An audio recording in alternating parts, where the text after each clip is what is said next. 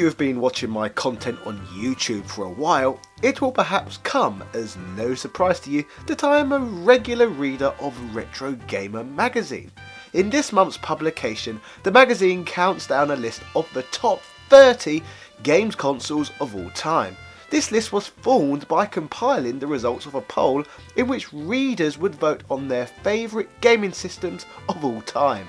So I thought, why not this week take an in-depth look at the results of this poll and look at some of the greatest systems ever produced and give my thoughts on their placement within this list. So sit back, relax, and let's enjoy counting down a plethora of platforms voted for by the retro gaming British public. Yeah! Number 30, the Nintendo Switch. Now, to be fair, despite this console being brand new and only having a handful of games outside of ports, it is quite easy to see why this system has managed to make the list. The presence of this little platform is unprecedented. You literally cannot browse YouTube without stumbling across a random video about this system. In 2018, YouTube is mostly generated by trends, so unfortunately Nintendo Switch videos are spreading quicker than cancer in this corner of the internet. YouTubers everywhere are turning out throwaway videos to earn a quick buck off the success of the platform. So with that much content in your face, it is no wonder the Nintendo Switch is at the front of everyone's minds. Although this leaves a question: is the Switch's success allowing YouTubers to make easy money? Or is the YouTube echo chamber itself driving the Nintendo Switch's success? I'll leave that one for you to decide. Number 29, the Atari LYNX. This entry came as a surprise, but as a welcome one, and it is awesome to see the LYNX outrank the Nintendo Switch in this greatest of all time list.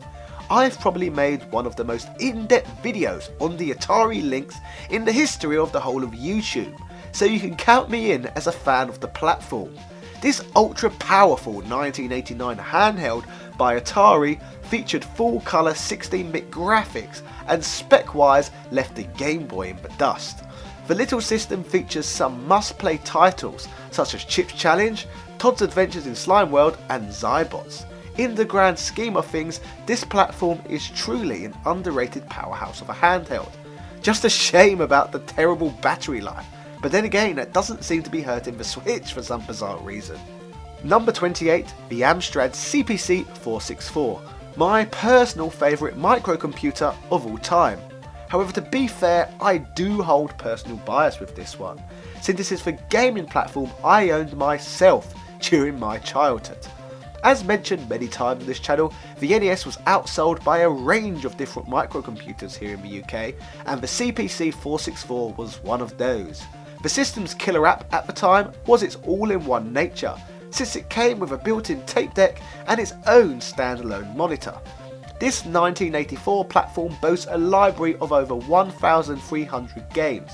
The games of this system both have amazing music and colour. Essentially, Sir Alan Sugar's computer is pretty much a ZX Spectrum on steroids.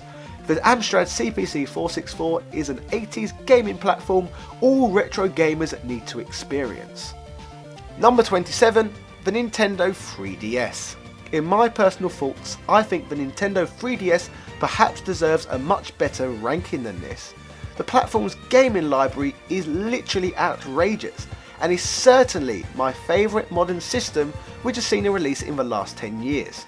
I would even go as far as to say that it has a stronger library of games available for it than any other Nintendo console ever, even perhaps outshining the legendary Super Nintendo. We have to remember though that this was a list voted on by fans of Retro Gamer magazine, so it doesn't surprise me at all really that such a modern system would only just scrape through into this countdown. Number 26, the PlayStation Portable. Another handheld entry on this list, and a fairly modern one at that. The platform features a decent library of games and has some great exclusives such as Ultimate Ghosts and Goblins and Crisis Core Final Fantasy VII. I believe that the PSP sales-wise was the closest handheld ever to try and take a significant market share away from Nintendo's stranglehold over the area of entertainment.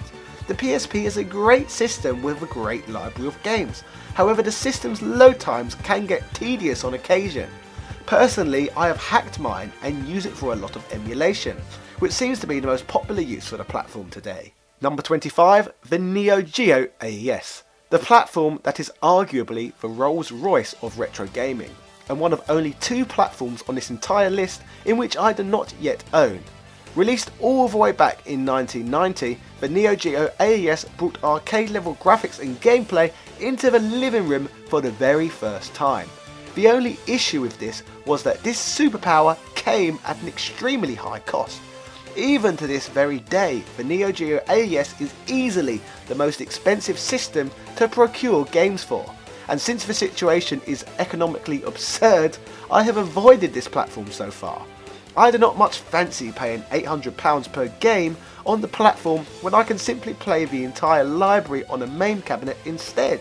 I can use the same money to invest in large libraries of games for other systems. Number 24, the PC Engine. The other system on this list I am yet to procure. The PC Engine was released in the West as the TurboGrafx-16, and the platform was sold so badly that many people did not even realise that a European TurboGrafx even existed. To be fair, I hear nothing but praise for the system, and I am looking to import a PC Engine in the not too distant future. This 1987 console graphically outclassed both the NES and the Master System, and was the second best selling system in Japan for a while. Number 23, the PlayStation 3. I don't know about you, but for me, this was the first generation where 2 consoles completely blurred into one. There was a minimal amount of difference between the PS3 and the Xbox 360, and overall it felt like the most soulless console generation yet. Personally, for this generation, I spent more time gaming on my Xbox 360, simply because the 360 was released at an earlier date. I delved into the PS3 though after the release of Ni no Kuni, one of the most visually stunning JRPGs I had ever seen at the time. The system has their exclusives here and there, but I will always look at the PS360 as one homogeneous entity. Number 22, the PlayStation 4. Now in my opinion, this is a system that deserves a spot on this list, simply perhaps for being the best home console on the market today, by an absolute country mile actually. Like in the previous generation, the PS4 and the Xbox One started life as very similar platforms. However, the PS4 has taken a massive sales lead over its rivals, after several Microsoft marketing blunders. This has resulted in the PS4 receiving a much stronger library of games this time around than its competition, making the PS4 the quintessential system of a generation. I just wish the games would hurry up and drop in price so I could snatch up all the good ones for £1 each, like I do with every generation of games. Number 21, the original Xbox. Now this is a platform I would personally never want to put in a top 30 list. However, as you can see, this system made the British Retro Gaming Publics list. The Xbox was the most powerful games console in the world during its life cycle. However, that fact remained pretty pointless most of the time, as most of the system's library could be found on the much weaker and more popular PS2 anyway. Outside of all the PS2 ports, there are a few decent Sega exclusives to be enjoyed though, and a lot of people seem to enjoy Halo too. Number 20, the Nintendo Wii.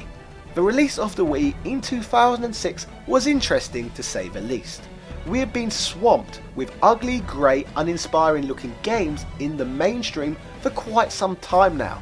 The first person shooter era had set in, so the Wii, with its wacky motion controls, was just what I needed as a gamer. The platform was such a breath of fresh air from the tired status quo, and in fact the platform was so innovative that even geriatrics in old people's homes wanted to give the system a try.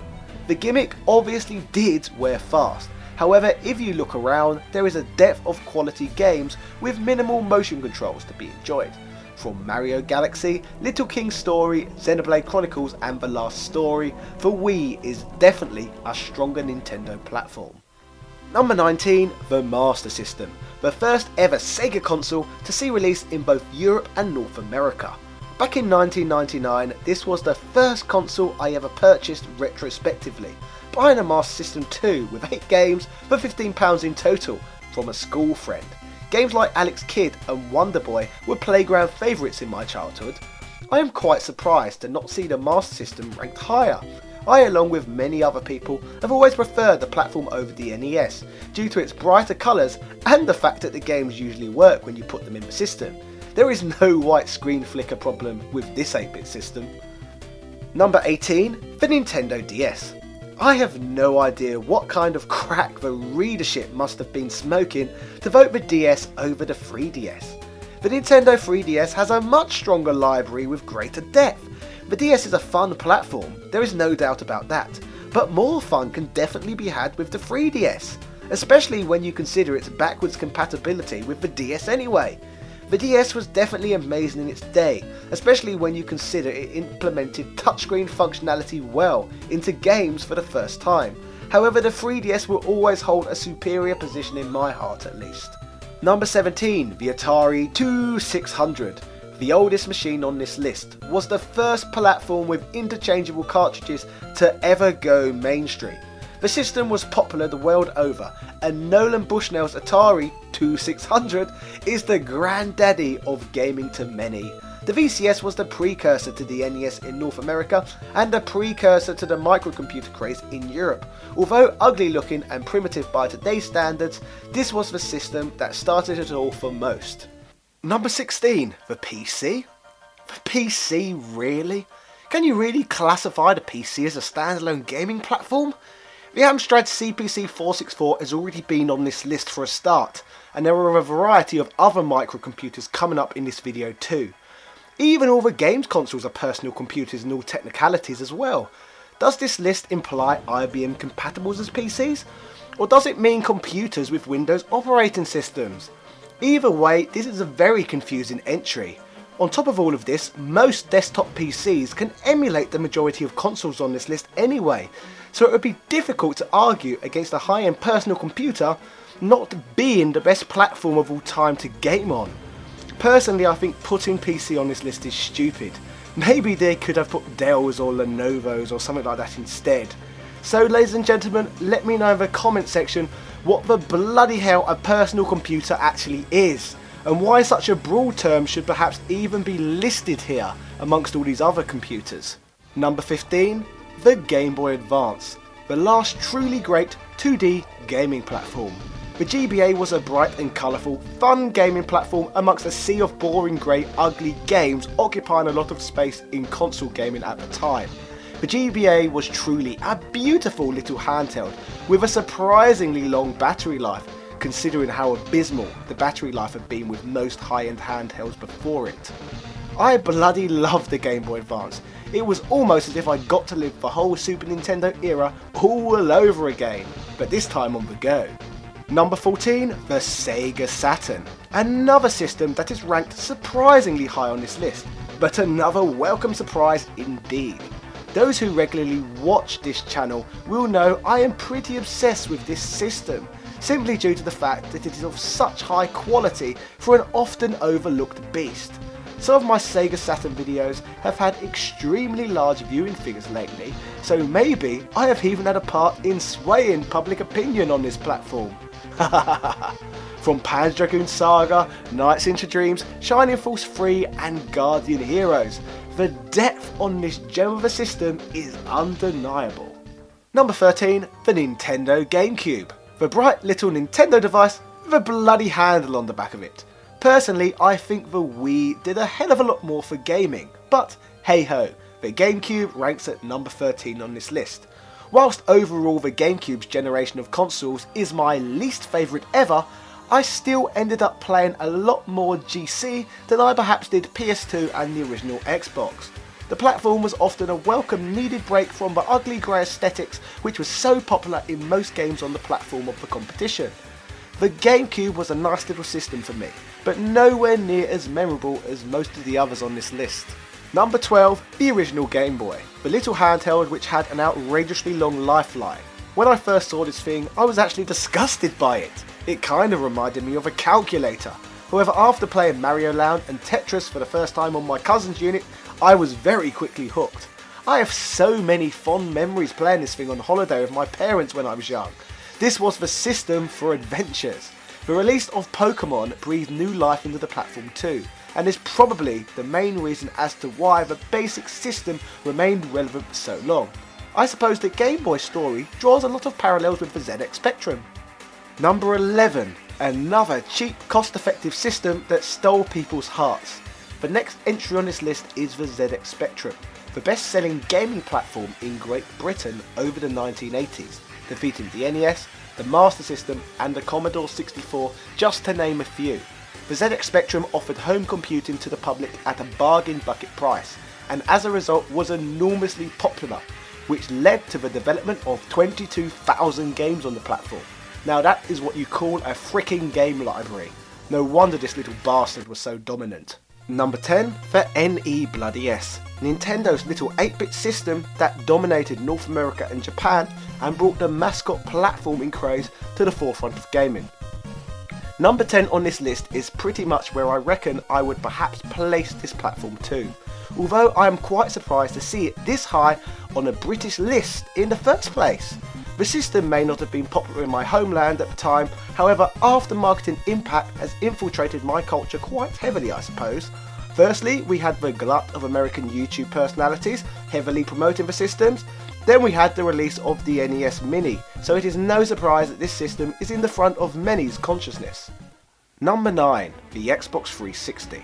I have already mentioned this console briefly and how I see it along with the PS3 as almost the same console but duplicated. The Xbox 360 did come first though, and for that very reason I gave it a lot more playtime than I gave the PlayStation 3. Graphically upon release in 2005, the system's games were certainly visually striking. Like the PS3, this system has a large library of AAA titles, and is personally my favourite Xbox console to date. Number 8, the Commodore 64, the highest ranked 8-bit system on this entire list. The beloved bread bin is internationally the most popular microcomputer in the history of planet Earth, and the readers of Retro Gaming magazine have ranked it above both the NES and the ZX Spectrum. I've always found it amusing that this American platform was more successful in Europe than it was in its own region, and for this very reason there is a huge abundance of quality games that mostly remain exclusive to the power regions. No other 8-bit platform could keep up with the Commodore on this list. Number 7, the Nintendo 64. For me, this is the first system on this list which I strongly disagree with having such a high placement. This further emphasises the instances in which I've criticised the gaming hive mind for overstating the quality of the Nintendo 64 library, which is seriously lacking in depth. There is probably a higher abundance of quality Nintendo games on nearly every other Nintendo platform. The multiplayers and the big releases such as Mario Kart, Mario 64, GoldenEye, Ocarina of Time seem to get those nostalgic emotions flowing faster than with any other platform though. Personally, I think most of the games are ugly and blocky and have aged worse than on nearly every other system. I'll admit that I did bloody love this console at the time, however I am not willing to let simple nostalgia cloud my judgment. Number 6, the Amiga 500. This 1987 computer was a 16-bit powerhouse and made NES owners at the time look like the walking definition of console peasants. Looking at the platform today, it is hard to even accept that this is a system from so far back in time. Whilst extremely pricey compared to products such as the Commodore 64 and the ZX Spectrum, the Amiga was still extremely popular in the UK and is one of the most requested platforms for me to cover in depth on this channel. The Amiga 500 was pretty much the PC master race 25 years before people were even using the term. Number 5, the PlayStation 2, the best-selling games console of all time and an entry which could have easily been placed as number 1 on this list. The PS2 has an absolutely mammoth library and was a console to successfully eradicate Sega from the console race and managed to beat Nintendo so far into submission that they never managed to manufacture a powerful console to try and directly compete with Sony ever again. The device literally destroyed its competition. Amongst the piles and piles of grey boring AAA tripe which can be found on the system, there is also an abundance of quality games there to enjoy as well. But what else can you really expect from the most popular games console of all time? Number 4, the Sega Dreamcast.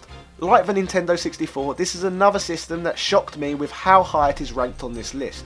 The Dreamcast takes the spot of 4th greatest games console of all time, successfully beating every single console that was ever released after it, which is amusing considering that during its life cycle, the platform finished 4th behind the GameCube, the PS2 and the Xbox. For a short amount of time though, the Dreamcast was the most powerful games console on earth, and was the first ever games console to bring online console gaming to the mainstream. Classics like Jet Set Radio and Shenmue are just as fun to this day. When you consider though that the majority of the top titles got ported over to the GameCube, PS2 and Xbox, I find it very hard to personally place the system so high on the list. However, 4th place fully confirms the large amount of Sega fanboys we appear to still have in the UK. Number 3, the Sony PlayStation. A platform that I could see receiving an extremely high ranking no matter where you geographically live on the planet. Just like the PS2, the original PlayStation has an absolutely huge library of games. The platform has so many of my favourites, from Final Fantasy VII to Parappa the Rapper, Symphony of the Night and Mega Man X4. The Sony PlayStation was the coolest console that had ever came into fruition back in the 90s. Slick marketing paired with a depthy library ensured that Sony would knock Nintendo from their top spot. Number 2, the Sega Megadrive. On a list voted for by British retro gamers, I fully expected the Megadrive to take the number 1 spot. Sega fanboyism is rife in the region, and I can remember 90% of the little boys in my playground owning a Megadrive. The birth of Sonic the Hedgehog and Streets of Rage led to the greatest console war in the history of planet Earth. The Megadrive has one of the greatest and most unique libraries of games compiled on any platform ever, and I would personally always place the Megadrive in any top 5 list if I was to make one. Number 1 is the Super Nintendo, which probably comes as no surprise to you after the Megadrive was revealed to have the number 2 spot. Personally, I was shocked to see it take this spot. Bearing in mind, I felt like I was one of the only lads at school who actually had one of these things. However, I feel its popularity has been boosted in droves in recent years due to American YouTubers and the release of the Super Nintendo Mini, which seems to be in many British homes. This was the first Nintendo platform to sell adequately in the UK after the success of Street Fighter 2 in the arcade. The Super Nintendo port of the game gave everyone a reason to purchase the system. In regards to the system itself, library-wise the console has everything, so it is no wonder that people are willing to revisit it so often. Personally, I've had my same Super Nintendo plugged in my living room ever since 1993, so I cannot argue that the replay value isn't there with this one. So ladies and gentlemen, that was the list of Retro Gamer Magazine's 30 greatest consoles of all time. Did you agree with their list? Let me know in the comment section, as I would be eager to know what you think should be changed. Don't forget to like, comment and subscribe, and if you fancy a chat with myself, I'm live on twitch.tv/TopHatChat every Saturday night at 9 PM GMT. Shoutouts to Carl Johnson, Shizuka Kabayashi, Victor Rain, Sid Spacies, Kevin Fahili, David Mountford, Andrew Bazansky, Atanas Garcia, Edwin O'Reilly, Peter Dawn, Retail Archaeology, Tiago Pereira dos Santos Silva from Porto, Portugal, and all of my other patrons. Combined, you all help me find motivation to continue to churn out content just like this. I bloody love your support. It's so freaking helpful. So, if you'd like to join this prestigious list of people, then feel free to check out my Patreon page. There's also a few rewards up for grabs too. Yeah. Cheerio!